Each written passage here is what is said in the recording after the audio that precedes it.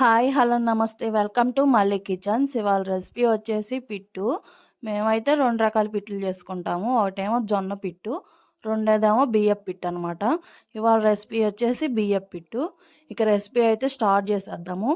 ముందుగా 1 కేజీ బియ్యం తీసుకొని బాగా ఏపుకుందాం. ఎర్రగా వచ్చేంత వరకు ఏపుకొని పక్కన పెట్టేసుకుందాం. ఒక 10 నిమిషాలు పక్కన పెట్టినాక చల్లారినాక మిక్సీ జార్ తీసుకొని మిక్సీలో వేసేసుకొని, మరీ మెత్తగా కాదండి, కొంచెం బరకగా ఉండాలి.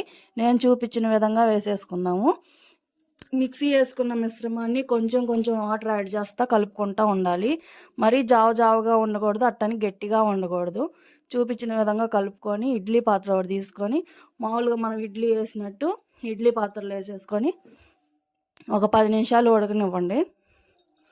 అవి ఉడికే లోపల 30 కేజీ బెల్లం తీసుకొని బెల్లాన్ని మెత్తగా కొట్టుకుందాం. గడ్డలు అసలు ఉండకూడదండి, బాగా మెత్తగా కొట్టేసుకొని పక్కన పెట్టేసుకుందాము.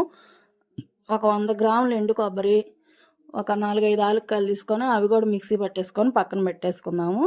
మనకైతే బియ్యం పిట్టు అయితే ఉడికింది కదా, ఉడికిన వాటిలో బెల్లంలో వేసేసి వేడిగా ఉన్నప్పుడే వేయాలి. అప్పుడైతేనే కొంచెం బెల్లం కరిగి బాగుండిద్ది. వేడిగా ఉన్నప్పుడు కలిపేసుకోవాలన్నమాట. ఇక మొత్తం ఒకసారి కలిపేసుకొని కొబ్బరి పొడి పట్టుకున్నాం చూసారు, ఇందాకలా కొబ్బరి యాలక్కాయల పొడి కూడా వేసేసి మొత్తం ఒకసారి బాగా కలిపేసుకుందాము. ఉండలు లేకుండా పొడిగా వచ్చేంత వరకు కలుపుకోవాలి.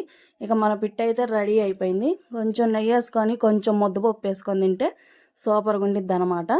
బియ్య పిట్టు కంటే జొన్న పిట్టు బలం అనమాట, నడుము బిగిసిద్ది. ఈసారి ఆ రెసిపీ ట్రై చేస్తా. నా వీడియో కానీ నచ్చితే ఒక లైక్ కొట్టి నా ఛానల్ సబ్స్క్రైబ్ చేసుకోండి. బాయ్.